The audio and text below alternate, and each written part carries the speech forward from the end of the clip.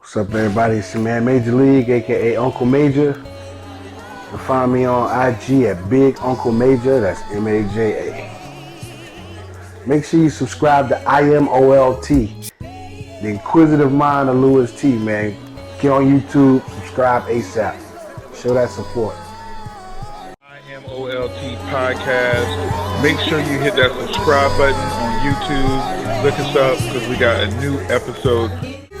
Champion bound, I'm Malcolm X with a pinch of Christ. Catches with the jab, I'm Floyd May, my defense is nice. Crafted by a Mac, I'm embedded to get the cheese. Genius with the beats, this pop art and I move with ease. Genius. Heart cold, apply pressure. I want to welcome everybody back to the Red Couch with the Inquisitive Mind of Louis T. I am your host, Louis T. And I have a very special guest on the Red Couch, someone I've known a very long time. I'm going to let him introduce himself. What's up, everybody? It's your man Major League, aka Uncle Major. What's up, world? And so what we are going to do, as we do, we are going to go through that journey from Michael to Major in music, going all the way to what some people might not even know, to film and movies. So break it down. Like, how did you go from just being Michael Bridges to the whole name? I like it. Everybody know your name, man. Oh, man. Or should we use your Facebook name? You know. Okay. But more importantly, so when did you Become Major League? Well, I used to rap a lot, like for my friends and shit like that, and I rapped a lot with Big Torch, Carolina Torch. Shout out to Torch, Most High. Oh yeah. Rest in peace. Rest in peace, Ronnie. Yep. But I used to take my notebooks, man, walk around the corner. Torch lived like a block away from me. I used to take these big notebooks, man, and Torch by then was already like really, really rapping. Which is why I used to always like, man, listen to this, da da da da. You're like, yeah, man. And so like that was kind of, when I started scratching the itch to like rap. But when I got out of school, truth be told, it was you were the first person I heard of that was like actually like doing shows and things of that nature. I didn't know anything about any of that. Yeah, I think that was it was probably called Metropolis at the time. You were going by Archangel. Oh yeah, that was so terrible. And Mike Baum. Those were some terrible I don't know Mike Baum, but Archangel was terrible. I think I told you that, but you like, my name's Michael. Michael was an Archangel, and I was like, but you know what that came off? That came off me being a comic book nerd. You remember the character? Warren Worthington, the third. Yeah, I forgot you a comic guy. But that was X-Men. But you know what? Major League came from me working at Lids. Oh, really? And I was wearing all the Major League Baseball hats, and my initials were MLB. I can't remember who started saying Major League, but it was somebody like a friend, somebody that knew my real name. Yeah. With my MLB being my initials and me always wearing a Yankee hat. And it just kind of stuck. And it was just so natural. I was like, damn, Major League do sound way better. And that was kind of around the same time I met you. Because I don't know if you remember, I was like, what, 18? I used to try to rap in front of you like you was. I thought, like, when I first met you, dog, I knew you as, I just knew because you had, like, the two big cars with the rims on it, and I thought you were, like, so super, like, big, thing. It's like, when he had, like, the Honda with the rims and the miles, like, dog, this dude getting bread, like, I was like, who is this dude here? And I remember, like, trying to rap for you, and you was like, yo, I want you to be the guy. Now, you remember you introduced me to Bless. Yeah. Because you brought him the Lids. I bet you don't remember that. No, I don't remember that. I'll never forget this, I thought I took you to the Y'all studio. came to Lids while I was at work, and I had my hat and I had my lanyard and my little welcome to Lids hat. And y'all walked in the Lids. And he looked at me and he was like, that ain't it. I'll never forget that. Like, he saw me in that welcome to Lids, like, nah. And you was like, rap for him.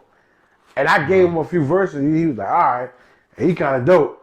And that was kind of low-key like the beginning of, How we started doing like, you know, I ended up on the Street Impact, and I just like, you know, back then I rap. Yeah. So was that the first thing that you kind of did? Was that Street Impact? No. Actually, the first thing I had ever recorded, shout out to DJ P Money. P Money, the first person ever. A lot of people don't know that. I used to throw house parties. I used to like 1 or 2 house parties at my house in Berkeley Hills.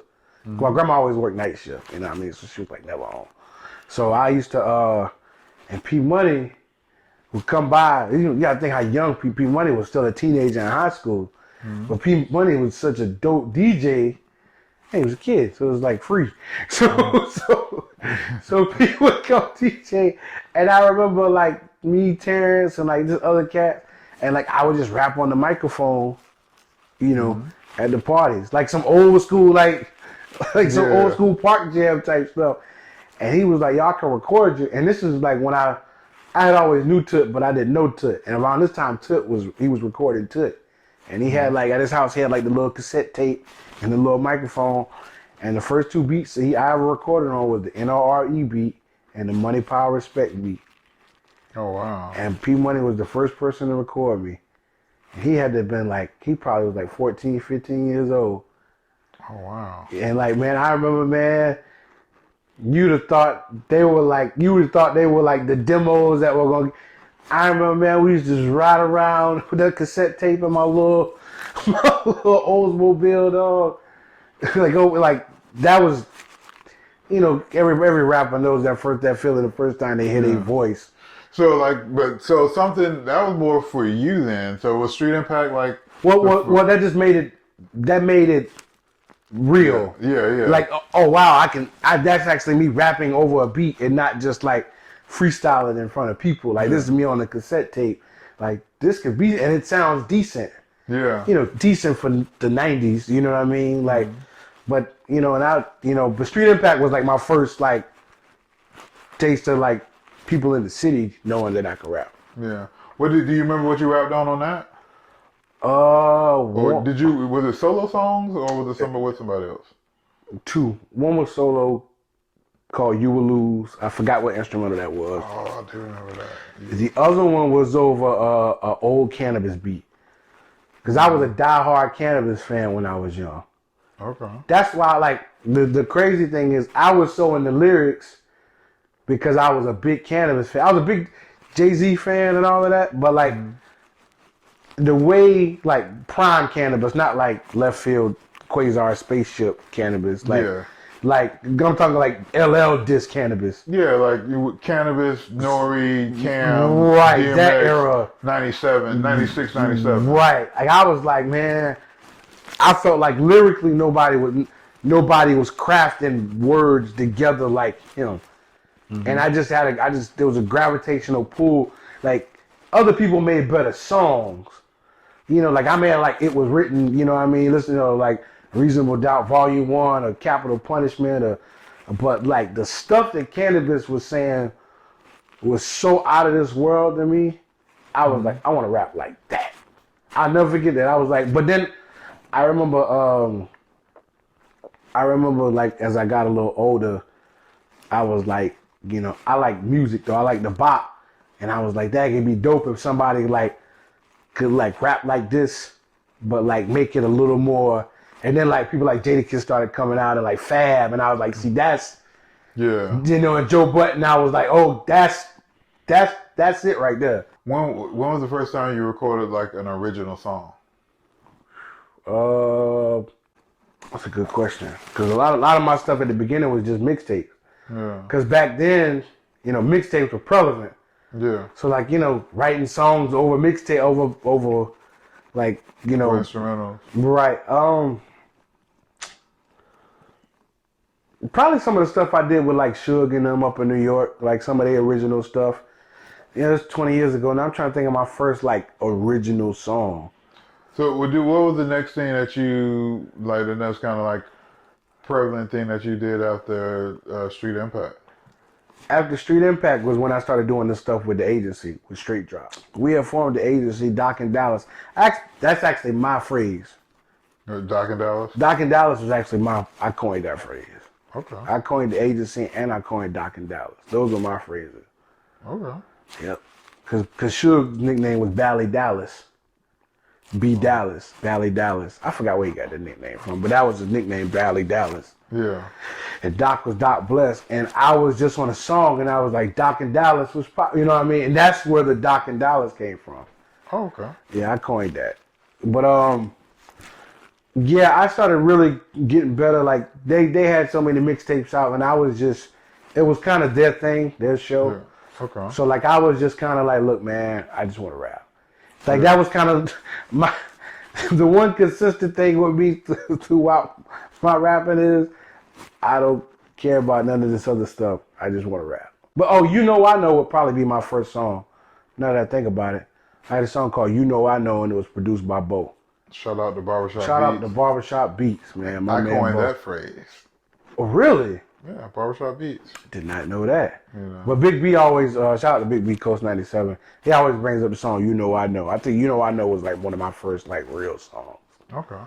And I didn't know that the Doc of Doc Bless came from Lil Wise. I didn't either. I've always felt blessed, and so I used to go by Blessed, and then Lil Wise said, "Man, you be doctoring, the music up," and he's like, "I'm gonna start calling you Doc Blessed," and it stuck. Oh wow. Yeah. So Wise was the one who kind of threw that name at me. I thought, I would never knew that. So we talk about Doc and Dallas. So 0.5 of that, we got to talk about 0.5 of that Doc and Dallas connection. The Doc side, who I recently had a chance to interview down in Georgia, and a lot of people felt a way about that interview. You got a chance to see it. How did you, as someone that's part of that lineage, a part of that history, how did you feel about the interview? I watched the interview. And I thought it was a good interview. I didn't know, that little segment was going to be taken to, because towards the end of all of that, I was around, but I wasn't around, because they kind of became the forefront. Yeah. The transition. Like, in his words, kind of went from the Wilmington 10, Romello stuff to like us, me and you, Davey and you, Wise. Yeah. So like, then, so by the time you gotta think, by the time all of that stuff was going on, like, like my girlfriends, the girls I was dating at the time were like out of town, so I was like, I was working regular jobs. I was kind of getting closer to 30. Like I do like maybe like feature on some of their projects, but like I wasn't really, by that point I was kind of like a foot out. I was just up there because they were my guys. So like a lot of that whole Grand Hustle situation and what really happened, like I wasn't, that wasn't my. I was kind of out the loop on a lot of that. Yeah. So the hearsay involved in that, I can't really say who's right or who's wrong. Like, there's two sides to every story. I don't know because I wasn't there enough to speak on that situation. Okay, and I was just saying how you felt about the whole. I know that is, but I got hit up a lot, about my take on it, and I was like, honestly, at the end of the day, it was over a decade ago.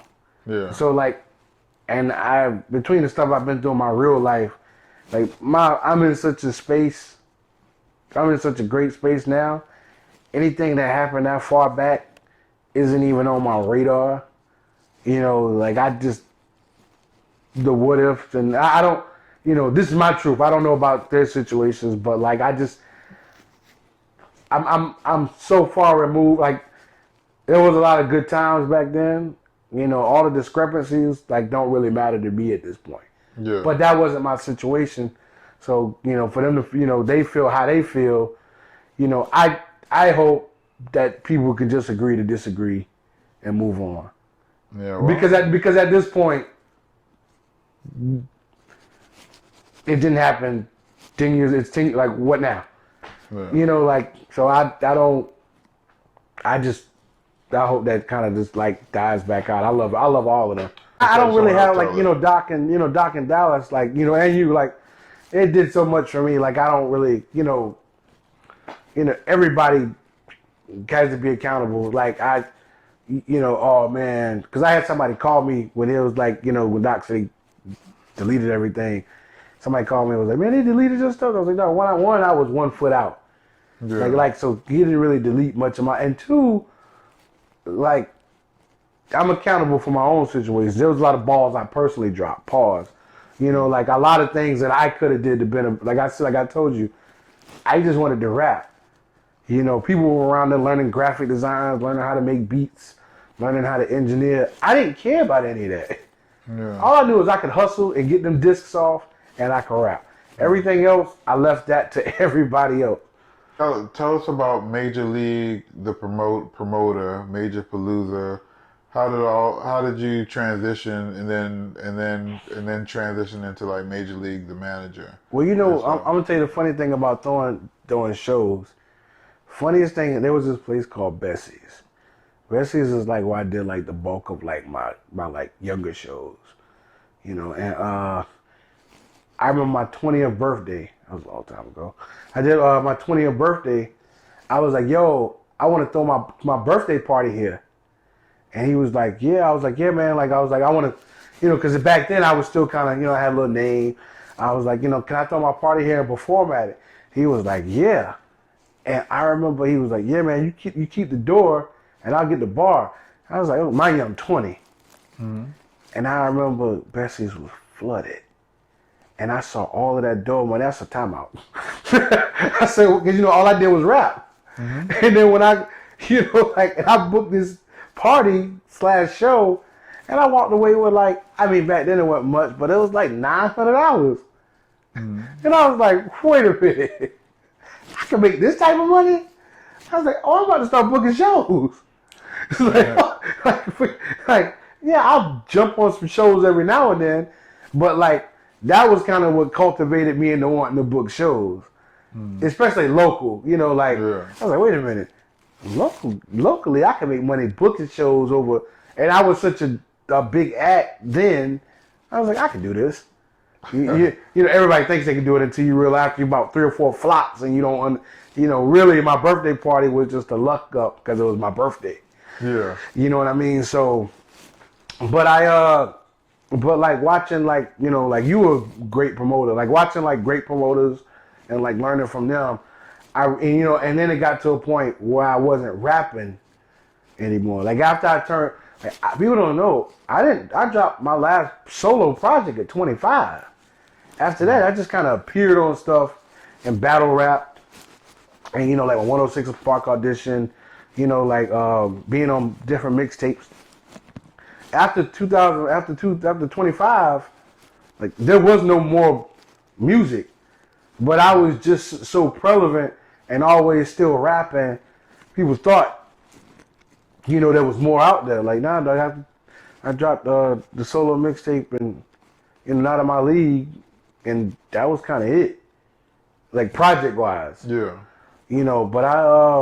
But like I was around that time, I was already starting to book shows. Because there was people like 18, 19 wanted to do shows. So like they'd be small shows, and I kind of worked my way up. But then a lot of people don't know that you were actually the reason I started doing Major Palooza, because you used to have Hit Ya Off Weekend, and I thought that was the dopest thing ever. 3 nights with like a beat battle, people performing, and I thought that was so dope. And I remember you were like, I don't want to do it no more, and I was so bummed. And I saw this commercial. I'll never forget. It was for liquor, and it was this big ass show. It was a black and white commercial, and it was with the guy that runs Lollapalooza. And I was just like, Lollapalooza. I was like, man, it'd be dope if I did a Major Palooza. And I was like, that's kind of dope. Like that commercial was you and that commercial are the reason Major Palooza started. Okay. That commercial was so dope. It was a black and white, and he was just on stage, and it was just like a festival. And I was like, that's lit. I was like, I want to do that. And that's what that's where Major Palooza came from. I remember I went to Raleigh. I was living in Raleigh at the time. I was working for Apple, and I was working with Malls. Shout out to Malls. Not Joe Buttons. No, Malls. Yeah, not Mall. Oh no, not. Nah, God. Shout out to Malls. Yeah, shout out to Malls. Shout out to Maul and Joe. Shout out to Maul too. Yeah, they watch this. yeah, of course. Joe Button watches. This my guy. Yeah. You know, funny thing about Joe Button, people think like I actually like know Joe Button because we did a song together like forever ago. You know, like I did a song. People don't know that I did a song with Joe Button like right before Pump It Up popped. Oh wow, I thought it was after. Nah, Oh, this was when he was still like mixtape. this was like Focus Joe Buttons. Yeah. And I remember the craziest thing. I had a choice to do a song with Joe Button or 50 Cent. Oh wow. Now, mind you, this is pre-Get Rich or Die Trying 50 Cent. Yeah. They were kind of, remember, there was a point where they were both Oh yeah. I know. killing the mixtapes. And so, like, 50 was a little bit more expensive because he still had, I think, Power of a Dollar. Yeah. So he was still kind of, and it was, you know, so I was like, well, since it's not my money, I'll look at it. And Joe Button was more my rhyme style. It just made more sense to go Joe Button. You know, sure enough, the beat that we chose was not my favorite. I mean, this is what it is. It wasn't my favorite. But we showed up. Joe was cool. He did a drop for my mixtape. He did a drop for my first solo mixtape. Okay. Yeah, that was dope. And but it was crazy because like a couple months later, In the Club dropped. Oh wow. Oh yeah. I was like, I remember me and my girlfriend at the time, we drove to New York and we had that thing on that mixtape. And like my heart sunk. I was like, oh man. You know, like, But you were telling us about the first Major Palooza with Miles and Raleigh. yeah, my bad. I came back. I remember when I came back from Raleigh and I was like, I'm gonna do Major Palooza. Miles was one of the first people I called. Because I was like, I don't want just people in Wilmington. Yeah. So Malls was in Raleigh. I was like, I want Malls. And I called my friend Drake Murphy from out of Southern Pine. Shout out to Drake Murphy. I called my boy Jake G from Greenville. Like I wanted to make sure it was, you know, people from out of town. It wasn't just a local show. Right. And you know, actually the first year was kind of dope. I mean, we just kind of winged it. You know, it was just one night. You know, I just did it like a regular show. I hosted it. I started at the beginning. I rapped at the beginning, you know, to kind of get the crowd hype. And I made Drake Murphy had a whole band, so I made sure he went last. And at the end, they played the drums, and like so everybody that rapped the entire night did a whole freestyle session over at the end of over the live drums, over the live band. And that kind of became a stick. Like, not the band, but like at the end of every Major Palooza, it's just a big cipher. Oh, word. So that's kind of, you know, that's a staple. Like every year with Major Palooza, I made sure the last night, and it didn't just have to be rappers that rapped in the show. I just wanted it to be a really dope cipher. Well, that's what's up. Yeah, so I made, you know, because besides giving artists the opportunity, because a lot of artists, like locally, their first show was Major Palooza. You know, I just wanted to give people the same opportunities that people gave me. And that's why I started Slim Support Local Independent Music. Like, I've just always wanted to give artists, because I was an artist, and I look at some of the missteps I took and the things that I could have did better, which is kind of what kind of transitioned me into being in the managing. You know, my first artist I managed was a kid named Young Fifth. Oh, I remember Young Phil. Yeah, shut up. He was working with like the producer from UMC's, right? Yeah, he actually started producing like as of late. I don't know if he still is, but like Young Fifth was actually pretty talented. You know, he just had a lot of personal stuff going on. You know, like like just rappers in general. You know, like his personal life. You know, and then but Amir was like my first real, like, long-term artist. Yeah, and you did that under Square One, right? Yeah, I was under Square One. All right. You know. So how did that get started? How did Square One? Yeah. The funny thing about Square One actually started under my last project. When I came back from Greensboro and went back to Bless, YBG was a thing. So I started Square One on my own. You know, so I wasn't really under Bless Music for a short stint. I was just still at Bliss. You know, and that's kind of why when I was saying like towards the end, I really wasn't, you know, I was around, but I was kind of trying to do my own thing. Yeah. And that was where Square One came from. Okay. You know, I hollered at D1, he made me a logo, you know, and I still use that logo to this day, actually. I still use the Major League logo to this day, but how did Square One as far as like managing other artists? Like how did you, but they asked me. People asked me.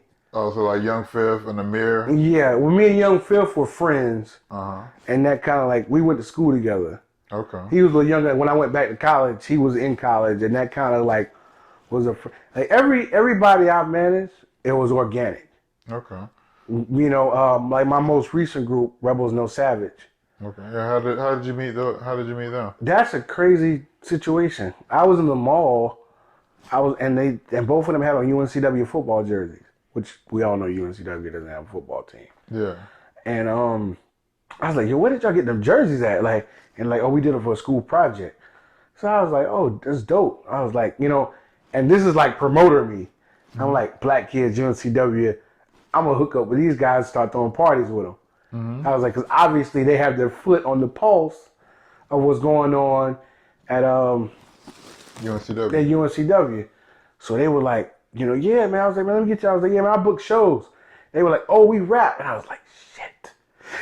Because you know, like I know, like everybody's like, yo, man, get us on the show. And it's like, they were like, oh, we rap too. And I was like, God knows. I know the rapper.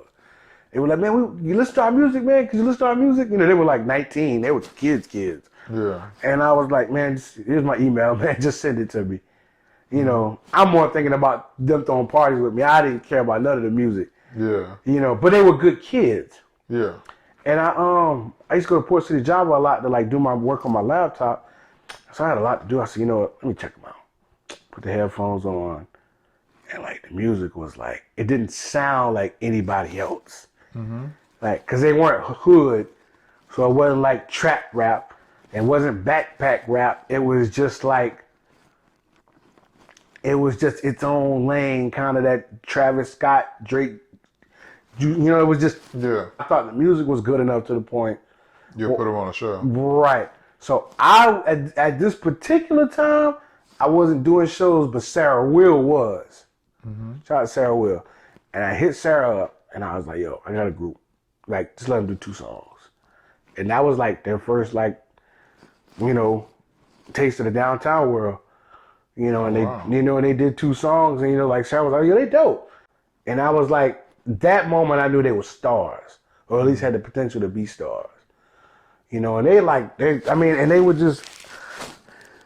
I had never seen a group so self-sufficient, you know, so precise. Like these were 2 kids that lived together, and one had a booth in one room and one had a booth in the other room, and they just pumped out songs. And they made their own beats. Like they just pumped out like high quality. They pumped out a lot of songs that were like actually good. You know, like a lot of people just rap and it's just like a bunch of just trash. Like these kids just kept pumping. And like a publishing deal, which turned out to be trash, but a publishing deal made its way to them, and they were like, "Yeah, you want to be a man." I signed the contract and all of that, you know, to be their manager, and they had already signed the publishing deal, you know, but I was just like, well, we're going to ride with it. It turned out to be trash. We ended up getting some folks to get them out of that publishing deal, you know, but I've always, you know, like, and they're still going strong right now. They got like over 1 million streams. I mean, right now on Spotify, they have like 12 to 13,000 monthly listeners, and it's all organic.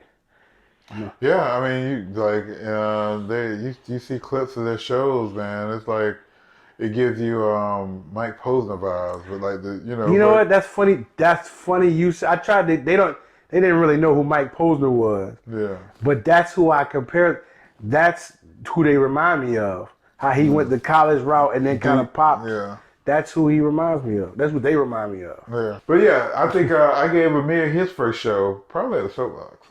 Really? Yeah. Didn't know that. Yeah. I get, because me and Amir worked together. One thing we used to always talk about the black actors, because he was doing the film thing Mm-hmm. and he was doing the music thing. So yeah, so what is Amir doing now? Well, Amir's shooting his own stuff. You know, he's experimenting with shooting his own music videos. He got a little. We were actually supposed to shoot something this week, but his son got sick, so I'll probably shoot something with him when I come back in town next month. But he's accelerating pretty well. I'm actually pretty proud of him. Huh. You know, he has his own dream catcher as his movement. You know, he's doing that. I think Mellow Dreams is like the name of his film production company he's working with. So that's nice how it all ties together. So speaking of film, a lot of people don't know that you dibble and dabble in film. yeah, that kind of became the forefront. Like I really kind of put music on the back burner. Film was kind of, that's pretty much where I'm gonna be at from here on out. Like film was pretty much my career: front of the camera, back of the camera, writing, directing, acting, bit everything. So that's where I'm at now. Can you describe just some of the things that you've done with film in front of and behind the camera? Sure. Yeah. Well, I started film. My first film thing ever was when I was 13, and I was an extra in a movie called Simple Justice, starring like James Avery and Giancarlo Esposito. And that's kind of when I kind of like fell in love with film. But I've, besides just doing like regular background work, I currently have a film coming out called Last Call, directed by Marquand Ragland. And I play the lead Amarok, which is it's kind of like a Resident Evil type movie. And I'm like the lead villain, and that was fun. I did that just recently. I've directed videos. I directed Loose Chain for Rock Frost. That's like 5-6 tracks. That's just for the hook though. That's ad-libs, backups. Hey, that little blue box, turn that first knob up just a little bit. That little blue box, a little bit. I just left my girl and got a new thing. She gon' make me fuck up all this loose chain. Free Rock Frost. Me and Marquand, we did that together. I casted an episode of Eastbound and Down with Kim Stewart. Actually, the finale, Eastbound and Down. Mm-hmm. Yeah, like the scene, like I don't know if you got to see that, the last scene, like the last scene of the show where they had like all the Africans. And you remember he had the flashback and the visual. Like I helped Kim cast a lot of that. Okay. Done that. Wrote treatments for videos. I've been a PA on several films. I PA'd on Under the Dome. I PA'd on a film called Riverwalk. And so when you say a PA, those one of those terms when... Oh, production assistant. But what does a PA do? Because a lot of these terms, as I get more involved in films and producing content, I'm slowly learning that some of the terms that you think mean one thing don't mean the other.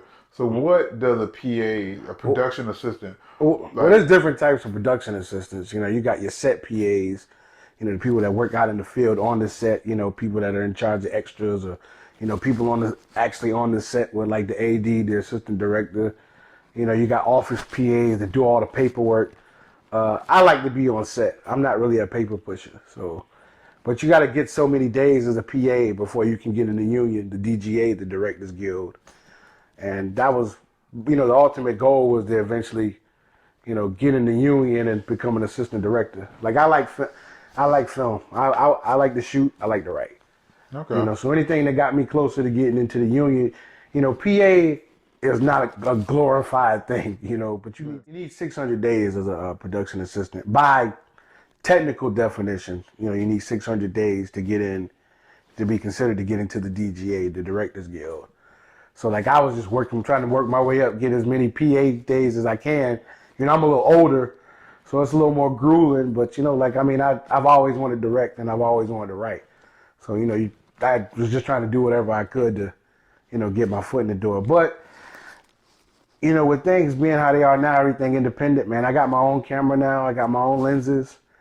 I'm writing my own scripts, and I got a romantic comedy I wrote. I'm trying to, hopefully I can shoot that next year, once everything kind of opened back up, on a small scale, but I like to tell stories. You know, I like to write. I've been writing since I was a kid. You know, I used to draw comic books and make this, write the whole thing out and write the storyline with the guy, have his backstory. That was just always kind of my thing. You know, music is just something I've always been good at. Mm-hmm. But like film is what I love. You know, so there's a difference. You know, like I rap because I'm nice. Yeah. You know what I mean? You know, and that was where my attention was. You know, because like I wanted to play football in school, that didn't really pan out. But you know, with my music background, my mama was a radio DJ, my grandma was an opera singer. You know, so I just kind of naturally gravitated towards rap. But like film was always my thing. You know, like I've just always had a knack for it. But I got tired of waiting, man. I got me a camera now, man. I shoot. I'm about to start shooting music videos later on this year and the beginning of next year. So I'm excited. Okay.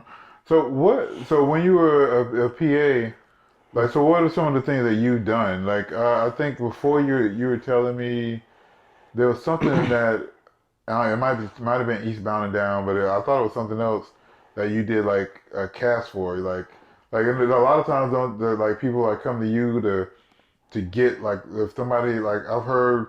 I think matter of fact, Bless was telling me that there was something that you were working on that they needed people, and you're the guy that would get the That people. was Eastbound and Down. Okay. That was Eastbound and Down. On Under the Dome, I was just a regular production assistant. So And it was dope because like I was always like, I was an extra Under the Dome for so long. And like when I finally became a PA, everybody was like, oh man, kind of like they see you with your head, so like, man, I'm happy for them, you're on your way. And it's crazy because I remember my first real job as a real PA. Like I was a PA before that, but like Under the Dome was more one of them. It was a bigger production. King, right? Yeah.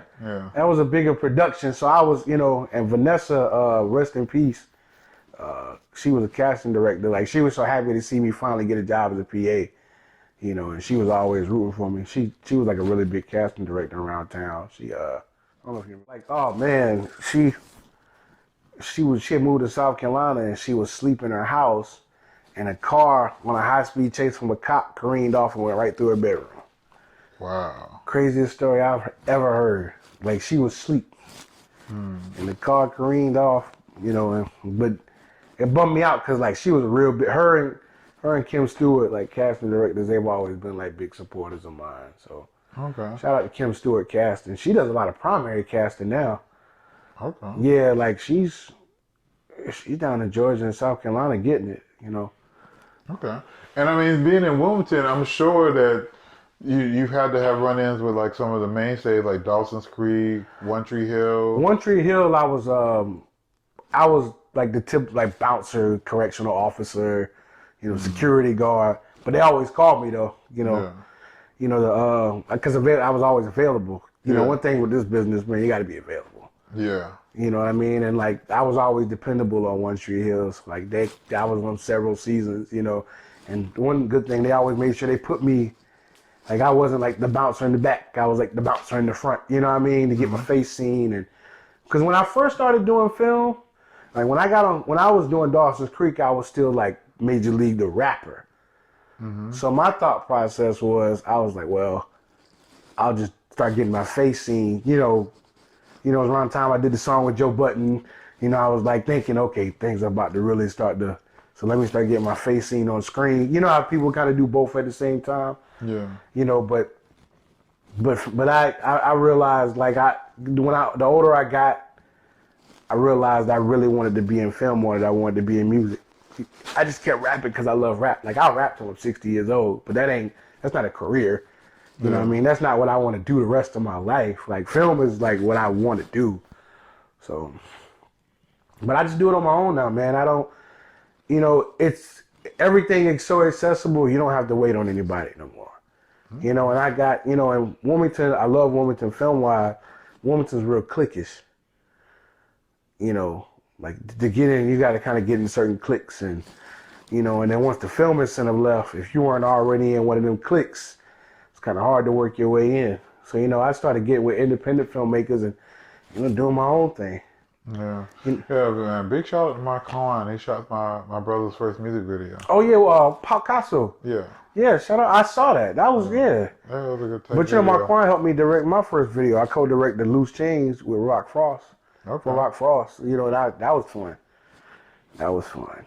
You know, and Marquand's like taught me so much. Like Marquand's like my film big bro. Yeah. You know, the same way like Bless is like my music big bro. Yeah. Like Marquand is like my film big bro. So like Marquand would just have me on sets and like, you know, purposely ask me, you know, like you know, technical questions, you know, just to kind of keep me sharp. And so you said you got a project that you're working on now. A romantic comedy. Romantic comedy. It's called The Dating Game. Now, the irony of this, actually, this project, me and Doc actually, we low key kind of wrote the whole thing sitting outside of Golden Corral one day, years ago. And then so he just never wanted to do it anymore, and I tweaked it, and I kind of remolded it, and I got the first script done, and I'm working on a sequel to that script, and Marquand wants to shoot it next year, and I look, hopefully, I'm in New York now, so it's a little different. Yeah. I live in New York now. When I was living here, we kind of had a plan that we were going to boop boop boop, but since my father passed, I'm I'm gonna be in New York for a while, so maybe it's a situation where I have to go back and forth, but yeah, I look forward to getting it done. And since film is such a passion of yours, you talked about how a lot of the industry left Wilmington. Have you ever thought about moving to Georgia or Atlanta? I was at one point, and I still might eventually. I was in a relationship, and my ex really wasn't big on moving to Atlanta. And we had kids, and I was trying to, I made a lot of sacrifices to try to keep that family together. And in retrospect, I should have went, for the greater good, but I thought it was right for me staying. And I tried to turn over a few stones in Atlanta, and it didn't really pan out like I wanted it to. So I kind of had to stay where, the money was coming in. But I've always wanted to move to Atlanta, though. I mean, if you want to get in film at this point, especially living on the East Coast, you kind of got to go to Atlanta. Okay. Right now, I'm in New York. I'm making some cool connections, man. But where I'm at in Brooklyn, there's so many people that come through. I actually linked up with one of the accountants at Vice. Okay. And they were saying put a reel together. You know what I mean? And he can't promise me nothing. But Vice does a lot of outsourcing. I didn't know that. A lot of stuff they outsource. Yeah. I was not aware of that, and he gave me the skinny on Vice. He was like, "Yeah, man, all they really do is outsource." He was like, "Especially up here in New York." So we exchanged info. So that'd be dope if that panned out. A lot of other things I did film. I did some music stuff for some film projects. I wrote the theme song for Charlie Murphy's DVD. I Will Not Apologize. That was cool. Oh, that's what's up. I mean, yeah, our people Swirl did that. Yeah, shout out to Swirl Films, Eric T, my sis Nikki, D1. Yeah, they D1 actually hooked that up for me. Okay. Dante Wyatt, man, shout out to him for that. Yeah. And he also got me in what was the other thing he did? Love for Sale? No, I wasn't in that. I worked. I was on set, but I didn't. 35 and Ticking. Oh, okay. With Kevin Hart? Yeah, with Nicole Laurie Parker and all. Yeah. I think wasn't Kevin Hart in 35 and Ticking? Was he? I think was he? I can't remember. I remember Nicole Laurie Parker was in it. Clifton Powell.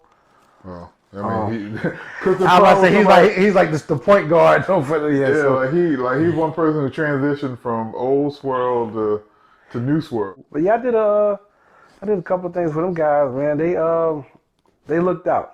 They looked out. I can say Dante D1, man. Nothing for nothing. D1's looked out a lot. So shout out to Eric T, man. I've known him forever, man. Shout out to Swirl Films, my sister Nikki. They're killing it up there. They're killing it down in Atlanta. But yeah, I got a big shout out to D1, man. D1's looked out for me a lot. On the low a couple times, man. When just life, not even film stuff. Yeah. You know. Yeah, I gotta shout out James and Yeah, I'm Keith. tripping. I'm tripping, man. Shout out Cool, yeah, James and all of them. With them being from Wilmington, man, seeing where people come from, the way they could be, I think that's dope, man. Like to watch them, like majority of them I met like post high school, but Nikki, like that's damn near like myself. I've known her since I was like 14 years old.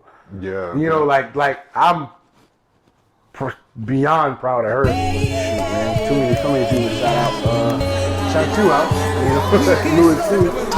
I mean, like the whole music thing for me wouldn't have started without you. I mean, so I gotta shout you out first.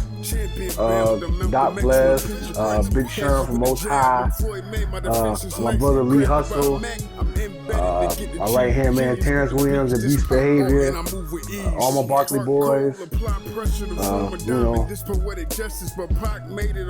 Fort City.